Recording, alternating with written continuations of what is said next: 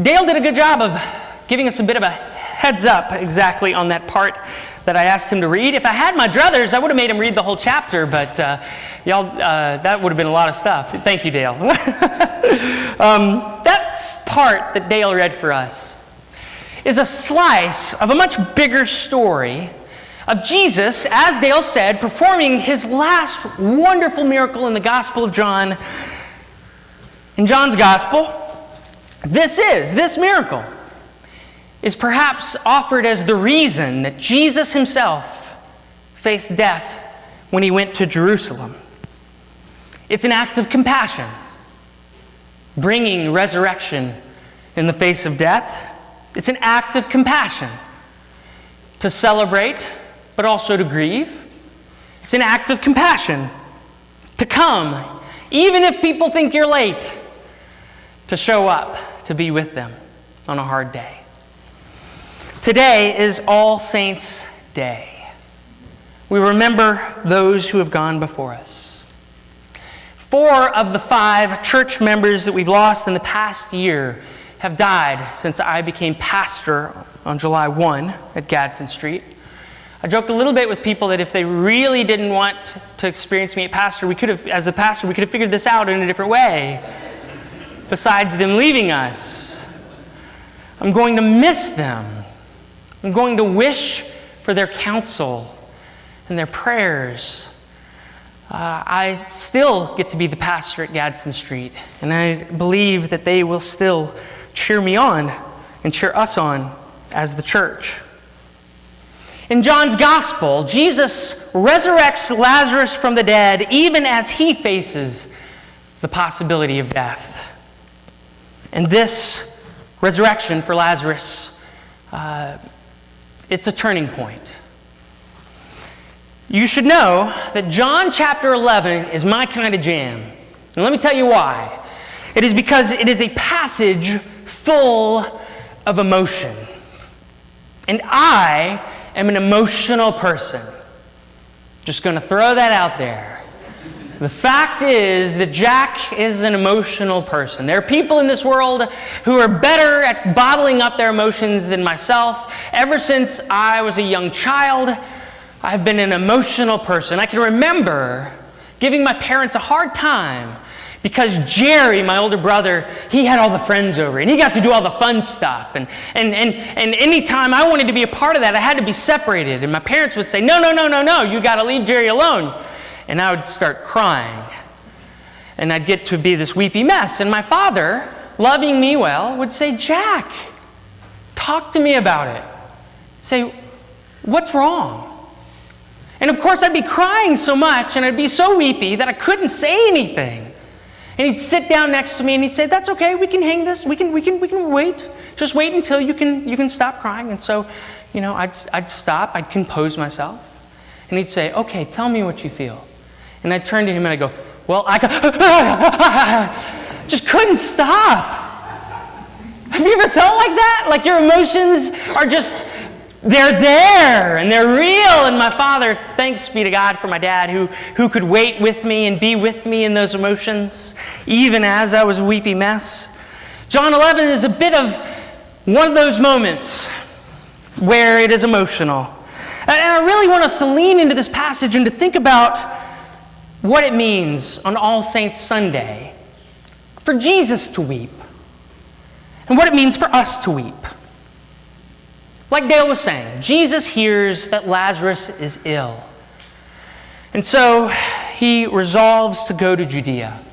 Now his followers, the disciples who are following this rabbi, they know that if Jesus goes down there, there's going to be grief, there's going to be trouble, there's going to be, people may come after Jesus. So they try to talk him out of it. Jesus does it anyway. They go with him anyway. And as Jesus comes to Jerusalem, we're introduced to some familiar characters in our faith, right? Lazarus, the man who's resurrected from the dead. Martha, Mary, the sisters who loved well. And in John's Gospel even, and by the way, John's Gospel is the only real passage where we see the resurrection of Jesus. We're introduced to a group of people in John's Gospel which oftentimes are a stick in the mud. The Jews. Now, for John's gospel, you need to know that the Jews, it's not every Jew. It is an idea of people who are going against Jesus.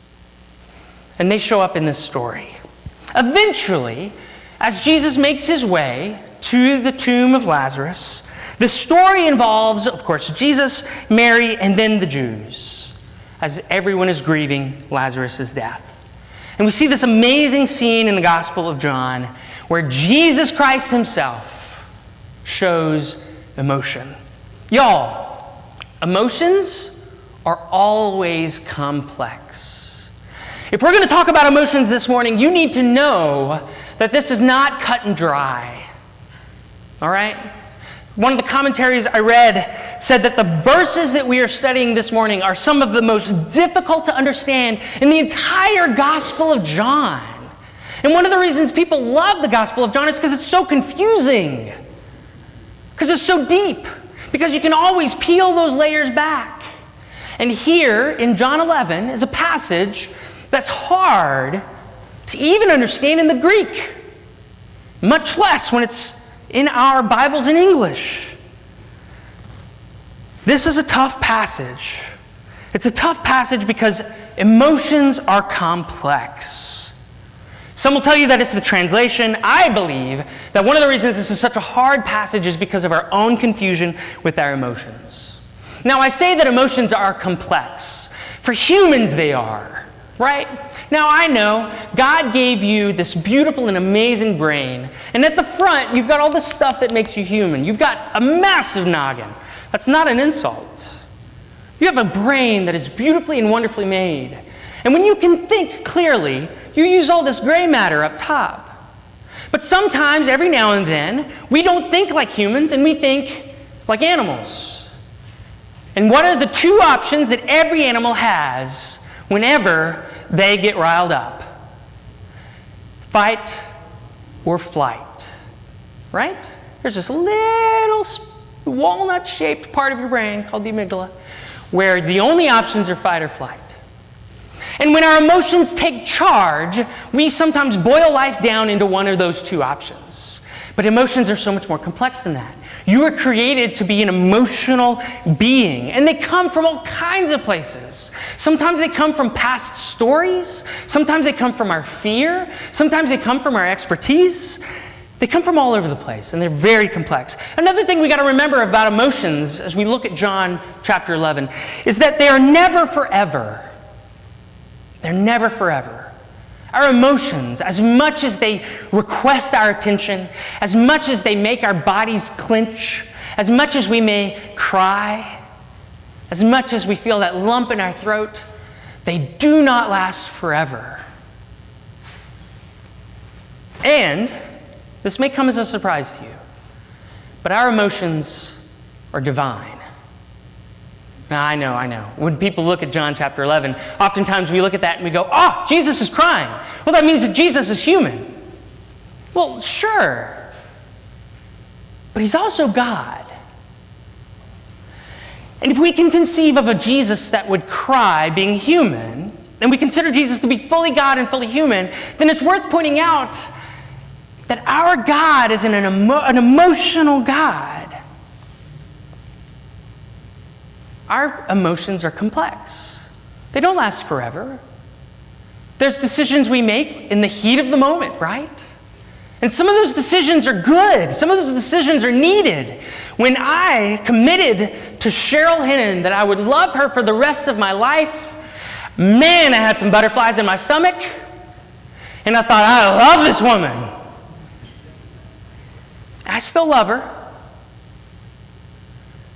But our emotions never last forever. They change. They move. Jesus knew this. God knows this. And Jesus shows us an emotional God. So because we're talking about an emotional God, it's worth asking, what is the emotion behind Jesus' tears? The scripture tells us that Jesus came late. In a lot of ways, everybody thought Jesus should have been there before Lazarus even died. People thought that he should have been there before Lazarus even was in the tomb. And now they're giving Jesus grief. Jesus, they say to him. If you had only been here, he wouldn't have died. Wow, do you know how many times I've said that in my life? Jesus, if you would just show up, they wouldn't have died. But they give him a hard time, and Jesus eventually, after sharing the faith with Martha, finds his way to Mary and to a more public spectacle with the Jews. The scripture says Jesus had not yet come to the village, but it was a place where Martha had met him. And the Jews who were with her at the house, consoling her, saw Mary get up and quickly go out, and they followed her. And so they went, because they thought she was going to the tomb to weep there. So when Mary came to Jesus and saw him, she knelt at his feet. And again, she gives Jesus a hard time. If you had been here, he wouldn't have died. Jesus' response, of course, is human. It's divine. When Jesus saw her weeping and the Jews had come there also weeping, he was greatly disturbed in spirit and deeply moved. And he said, "Where have you laid him?" Jesus' answer was, "Hey guys, don't grieve."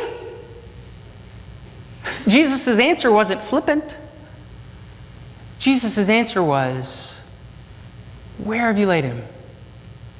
I want to be with him too." In his emotion, I wonder what kind of tears Jesus had. It says that when they came to the place where they had laid Lazarus, Jesus wept. Is he sad? Well, we can relate, right? Our tears are often tears of loss. Is he compassionate? Well, we feel in our tears, when we cry, a certain release, right? A certain compassion. We feel compassion for those who grieve with us, who also cry with us. And we also feel compassion for those that we are glad they don't have to suffer anymore. Jesus shows emotion in this scripture. Complex, temporary, godly, human, all at the same time. It's one that we see, the emotion, often in ourselves. Now, it could be sadness, it could be compassion, but there's an emotion that we often lean into that we don't like thinking about Jesus expressing. And that I think is really important if we're going to talk about Jesus being an emotional person. The Jesus in John's gospel has tears that show another kind of emotion that we all use, but as Christians that we often have mixed emotions about. And that's anger. We sometimes translate these emotions in John 11, where it says that Jesus was deeply moved, to compassion. But that doesn't give credence to the Greek. The Greek in this passage, if translated, doesn't have anything to do with compassion. Instead, it looks more like anger. It looks more like indignation, or agitation, or troubling. The Greek in this passage where it says that Jesus was deeply moved, it means he got a rumbling in his bowels. I don't want to be any more explicit. He felt it. And it may not have been compassion. All of these are truly a part of Jesus' tears. He weeps when confronted with the physicality of the death of his friend. But why? Christians still debate this. You know, it could be because the power of sin and death in the world creates in Jesus a physical, emotional response. It could be that the context of Jesus' coming to Lazarus' tomb brings up for him a frustration and lack of faith. Martha, Mary, don't you guys get it? This isn't it. Lazarus isn't done. Maybe Jesus is also frustrated that he's having to kind of out himself. He's having to show people how incredibly powerful he is. And in John's gospel, that's a big deal. I wonder if Jesus also must have seen Lazarus' death as a place that also looked like what he was about to experience in the Garden of Gethsemane. Jesus may have been angry that he had to resurrect Lazarus from the dead. Y'all, let's remember that Jesus' tears are part of God's divinity in John's gospel. In John's gospel, Jesus doesn't even feel pain. Jesus is never hoodwinked. Jesus doesn't have anything taken by surprise in the Gospel of John. But here, in John 11, Jesus has tears. He weeps. This means that we don't have to minimize the power of death. But I think instead, like Jesus, we can appreciate how death is a very real force in our world and something to be dealt with. Y'all, of course, Jesus raises Lazarus from the dead. His anger does not lead him to destroy his enemies, but to lift up his brother. Weeping with Jesus is a lot less about going after those people who are after us and more about answering their actions with one who brought life. So today on All Saints' Day, I want to offer you a godly emotion, a godly permission to say that if you are angry, it's okay. To say that if you're sad, it's all right. Hear the good news of Jesus Christ this morning, that even in John 11, Jesus faced down Lazarus' death and saw a very real opportunity, caused them to grieve, and brought yet joy, resurrection, new life, an opportunity to see what God could do. We all get emotional. We can all get through it to the resurrection.